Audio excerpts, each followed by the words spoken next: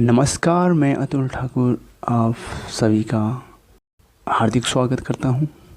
आज की यह वीडियो सिकंदर महान का इतिहास और उसकी जीवनी के बारे में रहेगी।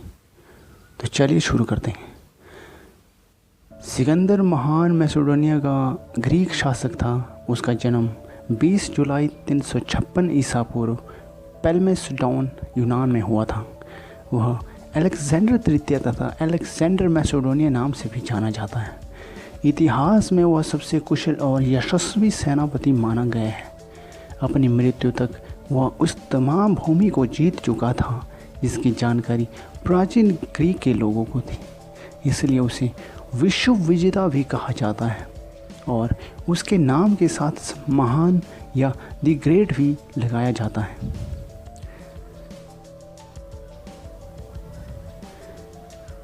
सिकंदर या अलेक्जेंडर द ग्रेट के पिता का नाम फिलिप था और माता का नाम ओलंपिया जता। अलेक्जेंडर की एक बहन भी थी। इन दोनों की परवरिश पेला के शाही दरबार में हुई थी। 12 वर्ष की उम्र में सिकंदर ने घुड़सवारी बहुत अच्छे से सीख ली थी। अलेक्जेंडर ने अपने पिता द्वारा मैकेडोनिया को एक सामान्य राज्य से महान सैन्य शक्ति में बदलते देखा था। अपने पिता की बालकंस में जीत पर जीत दर्ज करते हुए देखते हुए सिकंदर बड़ा हुआ था और 329 ईसा पूर्व में अपने पिता की मृत्यु के उपरांत वह सम्राट बना। उस समय उसकी आयु मात्र 20 वर्ष थी। अपने पिता की एशिया माइनर को जीतने की इच्छा पूर्ण करने के लिए विशाल सेना और सर्वोत्कृष्ट सैन्य उपकरण लेकर निकल पड़ा। उसने बचपन से ही विश्व विजय का स्वप्न देखा था। उस समय के महान विचारक अरस्तु ने सिकंदर को जीवन के पहलुओं की शिक्षा प्रदान की थी और उसे मानसिक रूप से मजबूत बनाया था।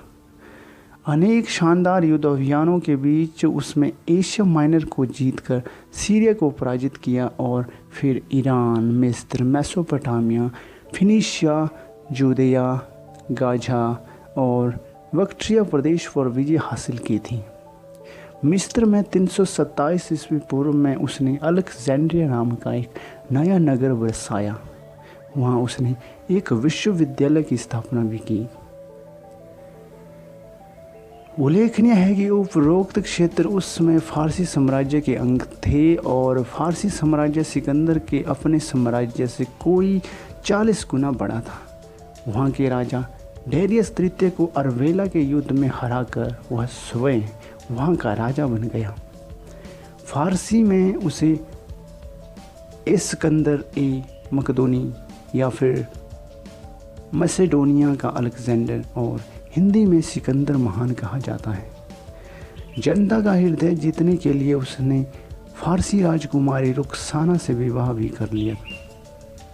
यूनानी शासक सिकंदर ने भारत पर आक्रमण 326 ईसा पूर्व में किया और पंजाब में सिंधु नदी के तट पर तक जा पहुंचा। भारत में आक्रमण के समय चाणक्य तक्षशिला के अध्यापक थे। तक्षशिला के राजा आम्भी ने सिकंदर की अधीनता स्वीकार कर ली। चाणक्य ने भारतीय संस्कृति को बचाने के लिए सभी राजाओं से आग्रह किया, किंतु सिकंदर से लड़ने कोई नहीं आया और पश्चिमोत्तर प्रदेश के अनेक राजाओं ने तक्षशिला की देखा देखी सिकंदर के सामने आत्मसमर्पण कर दिया। वहाँ से सिकंदर पुरु के राजा की तरफ बढ़ा जो झेलम और चेनाब नदी के बीच में बसा हुआ था। युद्ध में पुरु या फिर फोरस जिन्हें कहा जाता है को उन्होंने पराजित किया यानी पराजित हुआ, परंतु उसकी वीरता से प्रभावित होकर सिकंदर ने उसे अपना मित्र बनाकर उसे उसका राज्य तथा कुछ नए इलाके दिए। यहाँ से वह व्यास नदी तक पहुँचा, परंतु वहाँ से उसे वापस लौटना पड़ा। उसके सैनिक मगध के नंद शासक की विशाल सेना का सामना करने और व्यास नदी को पार करने से इनकार कर दिया।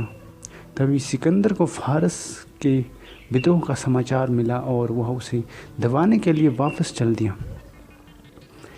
सिकंदर 323 ईसा पूर्व में बेबीलोन पहुंचा और वहां पर उसे भीषण बुखार यानी कि टाइफाइड ने जकड़ लिया।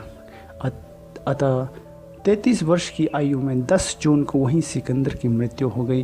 केवल 10 वर्ष की अवधि में इस अपूर्व योद्धा ने अपने छोटे से राज्य का विस्तार कर एक विशाल साम्राज्य स्थापित कर लिया था। हालांकि उसकी मृत्यु के बाद उसका साम्राज्य बिखर गया और इसमें शामिल देश आपस में शक्ति के लिए लड़ने लगे। ग्रीक और पूर्व के मध्य हुए सांस्कृतिक समन्वय का अलेक्जेंडर के साम्राज्य पर विपरीत प्रभाव पड़ा। सिकंदर ने अपने कार्यकाल में ईरान, सीरिया, मिस्र, मेसोपोटामिया, फिनिशिया, जुदेया, गाजा, बैक्ट्रिया और भारत के पंजाब तक के प्रदेश पर विजय हासिल की थी। सिकंदर ने सबसे पहले ग्रीक राज्यों को जीता और फिर वह एशिया माइनर यानी कि आधुनिक तुर्की की तरफ बढ़ा। उस क्षेत्र पर उस समय फारस का शासन था। फारसी साम्राज्य मिस्र से लेकर पश्चिमोत्तर भारत तक फैला था और फारस के शाहदारा तृतीय को उसने 3 अलग अलग युद्धों में पराजित किया। हालांकि उसकी तथाकथित विश्व विजय फारस विजय से अधिक नहीं थी, पर उसे शाहदारा के अलावा अन्य स्थानीय प्रांतपालों से भी युद्ध करना पड़ा था। ऐसा माना जाता है कि जब सिकंदर का जन्म हुआ था, इफेसस के डायना के मंदिर में आग लग गई थी, जो उस समय विश्व के 7 अजूबों में से एक माना जाता था।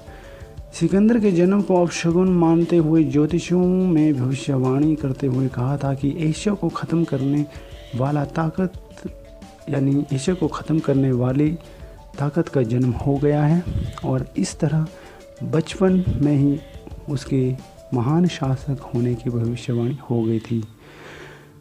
सिकंदर की मृत्यु के बाद जब उसकी अर्थी ले जा रही थी, तब अर्थी के बाहर सिकंदर के दोनों हाथ बाहर लटके हुए थे, क्योंकि उसने मृत्यु से पहले कहा था कि जब मेरी मृत्यु हो गई या हो जाए तो मेरे हाथ अर्थी के भीतर मत रखना। सिकंदर चाहता था उसके हाथ अर्थी के बाहर रहे, ताकि सारी दुनिया यह देख ले कि उसके हाथ भी खाली हैं। जिसने दुनिया जीतनी चाहिए थी, जिसने अपने हाथ में सब कुछ भर लेना चाहा था, वो हाथ भी खाली है। यह दुनिया देख ले। जैसा इंसान खाली हाथ दुनिया में आता है, वैसा ही खाली हाथ उसे जाना भी पड़ता है, चाहे वो कितना भी महान क्यों ना बन जाए। तो दोस्तों, कैसे लगी आपको हमारी यह सिकंदर या अलेक्जेंडर से जुड़ी यह वीडियो, हमें ज़रूर बताएं। वीडियो को लाइक करें, शेयर करें और हमारे चैनल क्यूरियोसिटी नॉलेज को सब्सक्राइब करें। मिलते हैं इसी प्रकार की रोमांचक और ज्ञानवर्धक वीडियो के साथ। तब तक के लिए हमें दीजिए इजाज़त। नमस्कार।